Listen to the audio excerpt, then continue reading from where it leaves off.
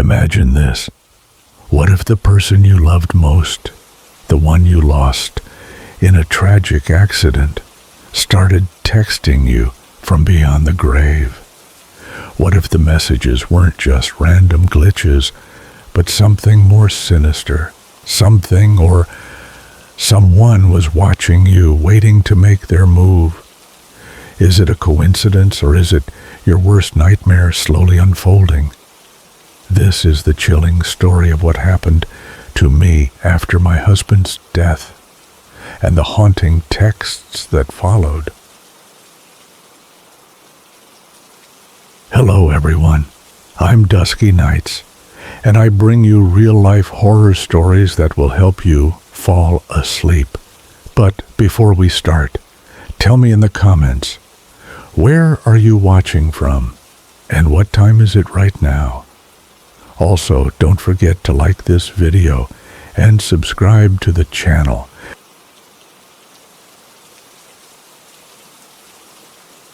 Zaid had always been different, not in the way that anyone would admire, but in the way that often invites mockery.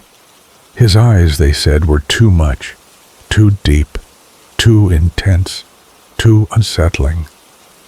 They were the color of the deepest ocean, a strange, iridescent blue that seemed to glow unnaturally in the light. Children at school used to tease him, calling him names like alien or ghost boy.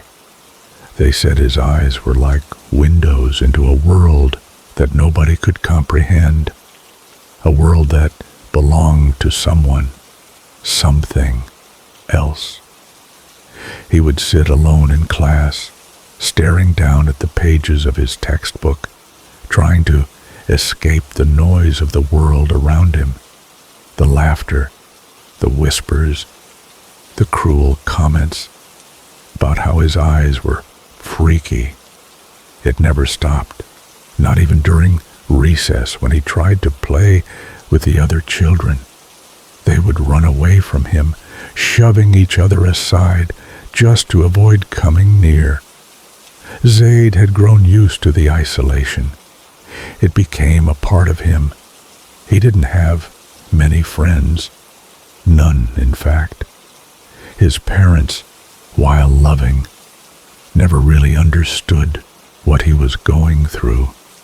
His father, always distant, was too caught up in his work to notice the scars of his son's soul. His mother, though caring, always told him, "Zaid, you are perfect the way you are. Those who don't understand you are the ones who will regret it later." But it wasn't enough. He would stare at himself in the mirror every day, wishing he could be like everyone else, wishing his eyes didn't make him feel like an outcast.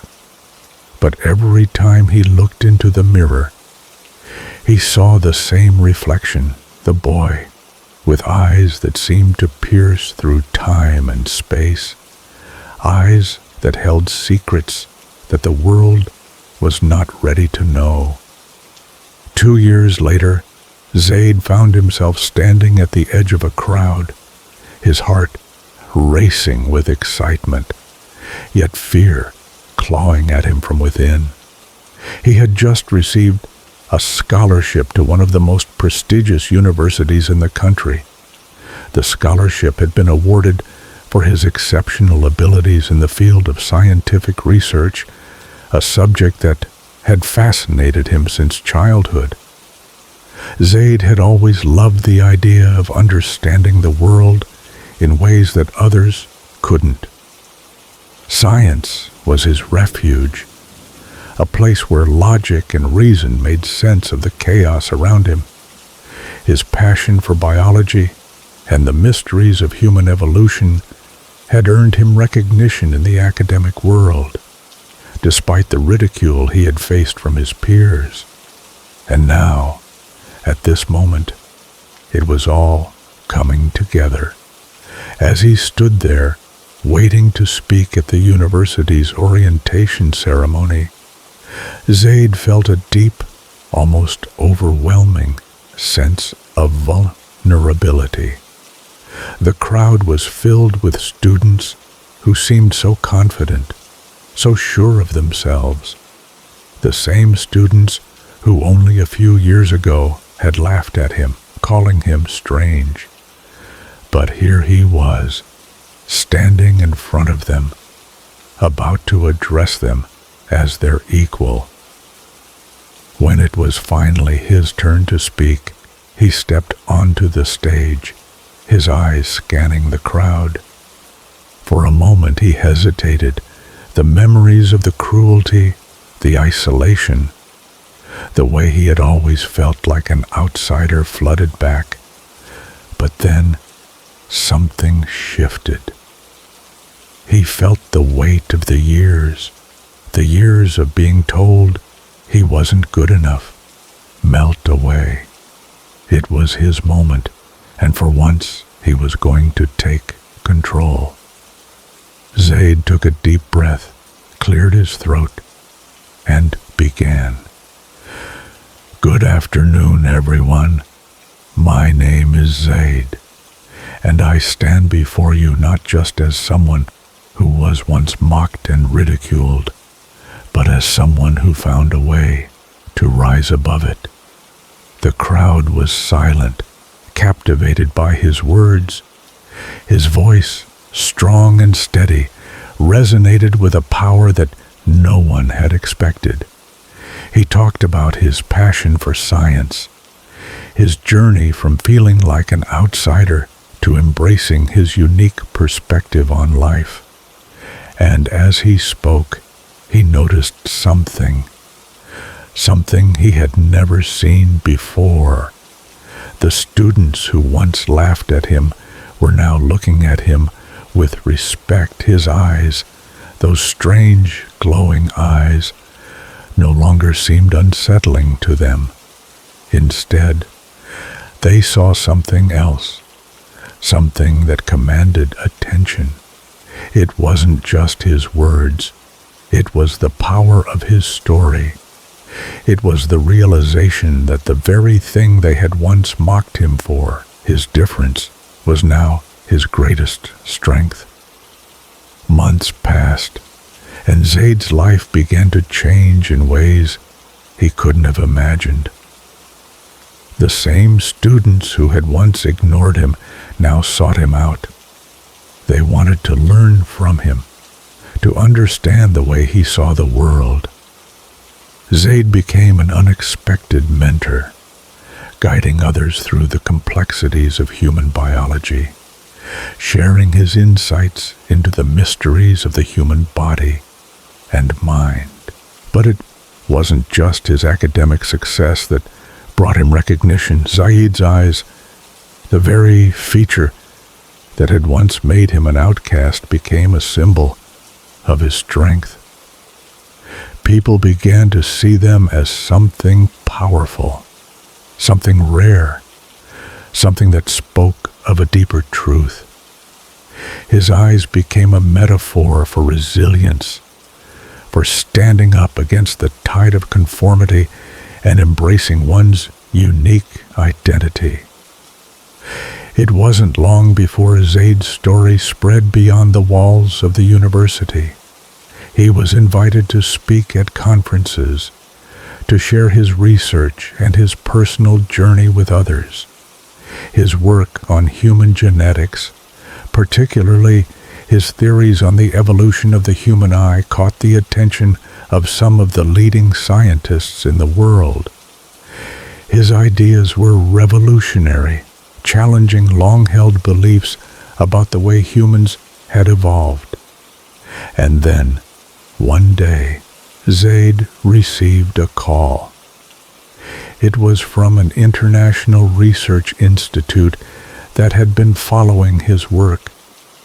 They offered him a once-in-a-lifetime opportunity to lead a groundbreaking project that could change the way the world understood human evolution.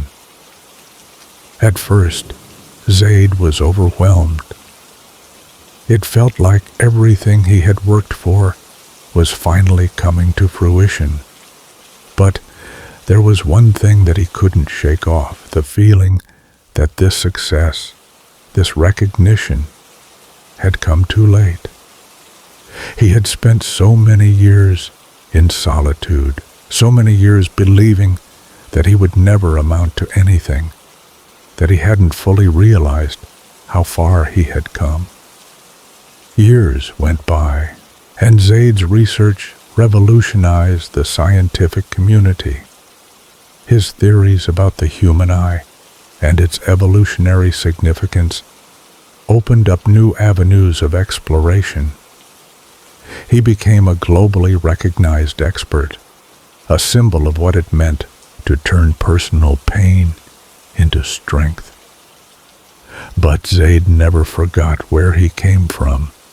He never forgot the kids at school who had mocked him, the teachers who had overlooked him, the friends who had turned their backs. And as his career soared, he began to wonder, what would they think of him now? What would they say if they saw him standing here at the pinnacle of success? The answer came one evening when he returned to his hometown. It was a quiet town, one that had once felt like a prison to him. He visited the old school where he had spent so many lonely years, and as he walked through the halls, he was struck by how much had changed. The laughter of children echoed in the distance, but this time it wasn't mocking him. It was a reminder of how far he had come. And then, as he walked past the classrooms, he saw a familiar face. It was one of the boys who had tormented him all those years ago. He was now an adult, standing in the hallway with a look of surprise on his face. He recognized Zaid immediately. "Zaid? Is that really you?" the man asked, his voice trembling. Zaid smiled, a small but knowing smile. "Yes, it's me. I've come back to show you what happens when you don't let the world define you." The man stared at him for a long moment, his face shifting from confusion to realization, and then he said something that Zaid would never forget. "We were wrong. We were so wrong. I'm sorry, Zaid. I can see now. You were always meant for greatness." Zaid never sought revenge, nor did he ever hold on to the bitterness of the past. He understood now that his journey, though painful, had shaped him into the person he had become. His eyes, once a symbol of ridicule, had become a symbol of resilience, of overcoming adversity, and of finding strength in one's differences. He continued his work, inspiring the next generation of scientists and thinkers, using his platform not just to further his research, but to share his story. Zaid had come to realize that his journey was not just about proving others wrong. It was about showing the world that being different wasn't something to be ashamed of. It was something to be celebrated. And so, as the years passed, Zaid's legacy grew. His name became synonymous with innovation, with breaking barriers, and with embracing one's true self.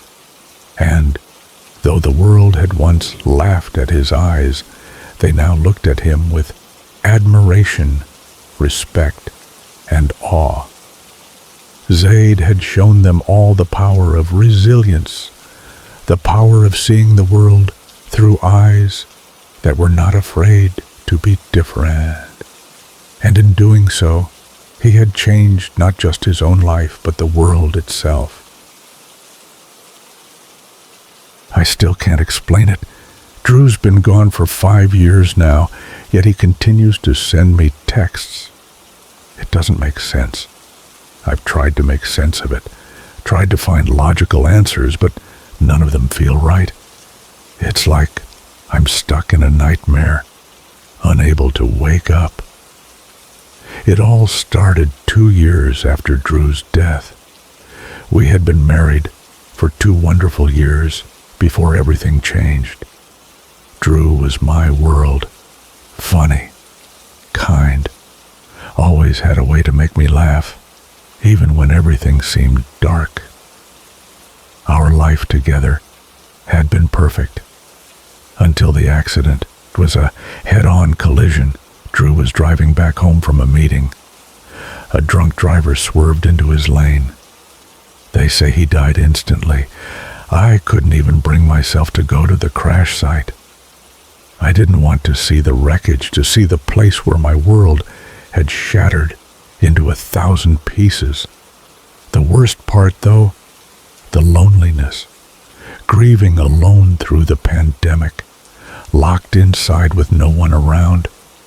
The entire world was in chaos, and I was forced to sit in my grief, surrounded by memories of Drew. The loneliness ate at me, each day, dragging on, stretching the pain, until it felt like I was suffocating. At first, I didn't know how to cope, but slowly, as time passed, I started to move forward, or at least I tried to. I leaned on my parents, on Drew's mom. It wasn't easy, but it helped. I even began dating again. I thought maybe I was ready to find someone else to try and build a future. But then the text started. It was a Saturday evening when the first one came. I had just arrived at a fancy Italian restaurant, excited for my date. The wine was being poured, and I was attempting to shake off the nerves. I glanced at my phone. It buzzed, indicating a message. I expected to see a text from the date I had just met, but instead, it was from Drew's number. I froze, my breath catching in my throat. It didn't make sense. Drew's phone had been disconnected years ago. His number shouldn't even be active. I clicked on the message and stared at it, unsure of what to make of it. It was blank, completely empty. No words, no emojis, just nothing. For a long time I stared at the screen, feeling my heart pound in my chest. Maybe it was a mistake, I thought, or a glitch. I shrugged it off, pushing the strange feeling aside, and tried to focus on my date. But the strange feeling lingered, like an itch that I couldn't scratch. A few days passed, and then it happened again. I was sitting on my couch, reading a book to unwind after a long day. The phone buzzed again. Another message from Drew's number. I opened it, expecting something more, some kind of explanation. But instead, there was just a period. I laughed nervously, shaking my head. What is going on? I muttered to myself. Was someone messing with me? A prank, maybe? I dismissed it as nothing more than an odd coincidence. But the texts kept coming, more frequently, and with stranger symbols. Just random strings of punctuation. At first, I thought someone might be trying to pull a sick joke. Maybe an older relative, or someone with a sense of humor, or even someone with a lack of understanding might be sending these texts, thinking it would make me smile. But as the days passed, I started to feel more unsettled. The messages were never threatening, but they didn't make sense either. They were too random, too eerie. I told myself it was a glitch, that Drew's number had been reactivated by accident. But then things started to get weirder. The texts had a strange pattern to them, showing up when I was on dates, when I was getting ready for one. It felt deliberate. It was too precise to be just a coincidence. The anniversary of Drew's death was coming up, and with it, the strange messages began to multiply. They went from 1 or 2 a week to every single day, sometimes even multiple times a day. Every time I'd look at my phone, there was another odd string of punctuation waiting for me. At first, I was just annoyed, brushing them off. But then something happened. The messages started to feel like an intrusion. They were no longer random. They were too frequent, too consistent. I wasn't imagining things.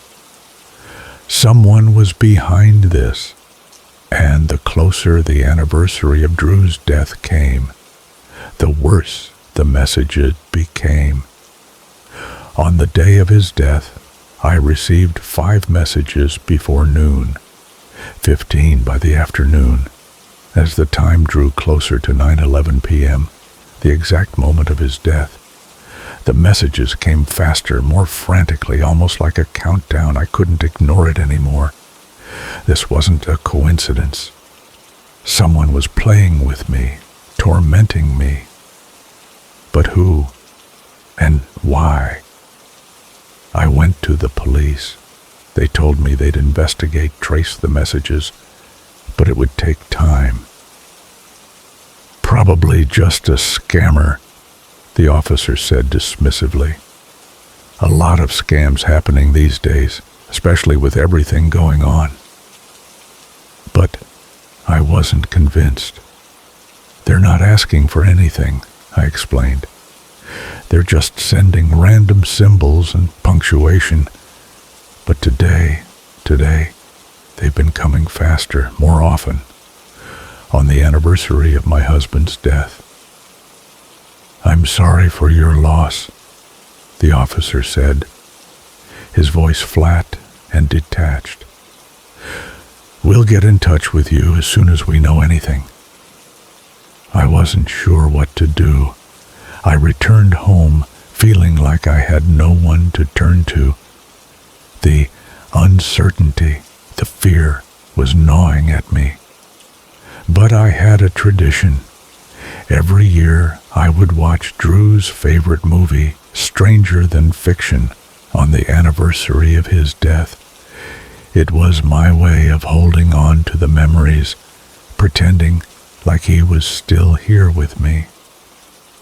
I opened a bottle of wine and sat down on the couch, patting the spot next to me. A little ritual. I pretended Drew was there, sitting beside me. Maggie Gyllenhaal is so cute, I said to the empty space, trying to make myself laugh. I'd totally date her if I wasn't married to you. The silence felt heavy, but comforting. For a moment, it was as if Drew was right there with me, sharing this moment. Will Ferrell looks so young in this movie. He's almost unrecognizable. I smiled through the pain, wiping a tear away. Then my phone buzzed. A message. I froze. It was another odd one. I stared at the screen for a long time, feeling my heart race. My eyes darted to the empty spot next to me, the place where Drew used to sit. Was this him? No, I told myself, it couldn't be. I called the police station again, hoping for some kind of breakthrough. But they told me they didn't have any new information. I sat there staring at my phone. A part of me wanted to believe this was Drew, that somehow, some way, his spirit had found a way to reach out. But the rational part of me, the part that was trying to keep things together, knew it wasn't possible.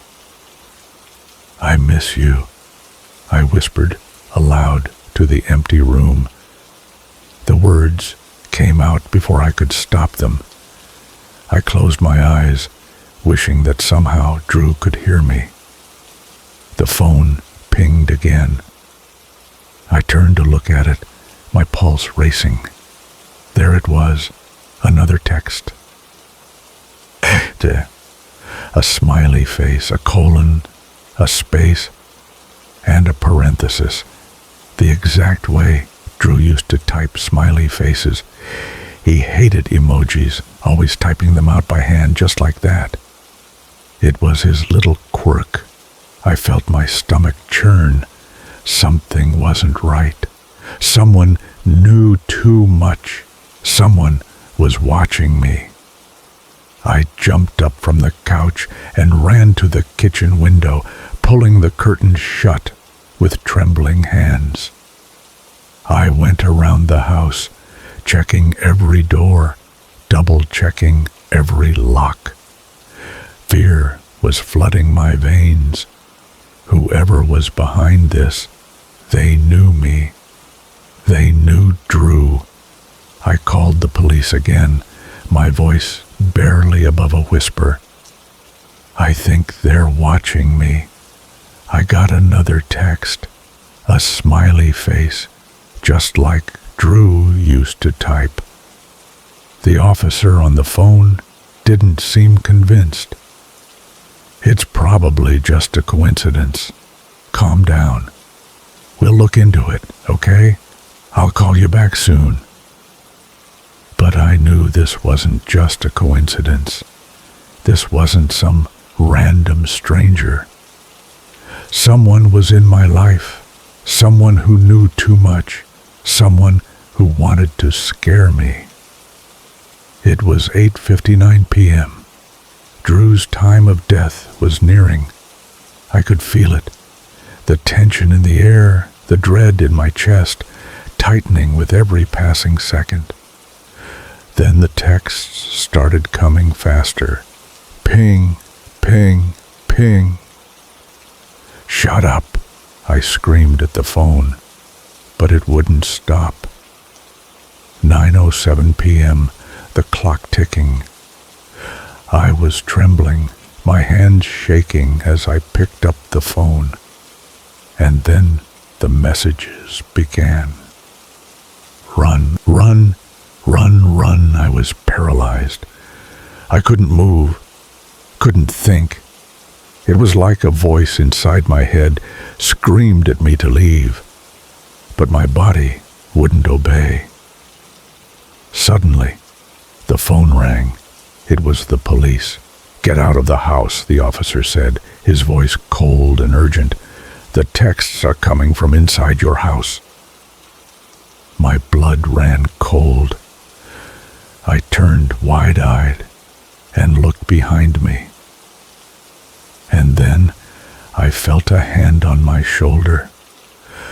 I spun around, but there was no one there, only darkness.